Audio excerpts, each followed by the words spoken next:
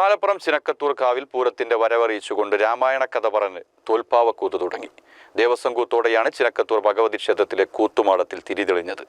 ഇനിയുള്ള 17 ദിവസം സദാനന്ദ പുലവരുടെ നേതൃത്വത്തിൽ തോൽപ്പാവകൾ രാമായണ കഥ പറയും. 3 പതിറ്റാണ്ടിലേറെയായി സദാനന്ദ പുലവരാണ് ചിനക്കത്തൂരിലെ മാടപ്പുലവർ. ദേവസ്വം കൂത്തിനു ശേഷം തുടർന്നുള്ള 7 ദിവസങ്ങളിൽ 7 ദേശക്കമ്മിറ്റികളുടെ തോൽപ്പാവക്കൂത്ത് നടക്കും. ഒറ്റപ്പാലം, പാലപ്പുറം, മീറ്റ്ന, എറക്കോട്ടിരി, പല്ലാർമംഗലം, വടക്കുമംഗലം, തെക്കുമംഗലം എന്നീ ദേശങ്ങൾ ഉൾപ്പെട്ടതാണ് ചിനക്കത്തൂരിന്റെ തട്ടകം. പിന്നീടുള്ള 9 ദിവസം വഴിപാട് കൂത്തുകളാണ് നടക്കുക. കമ്പരാമായണത്തിലെ യുദ്ധകാണ്ഡത്തിലെ സേതുബന്ധനം മുതൽ ശ്രീരാമ പട്ടാഭിഷേകം വരെയുള്ള കഥകളാണ് പാവക്കൂത്തിലൂടെ അവതരിപ്പിക്കുക.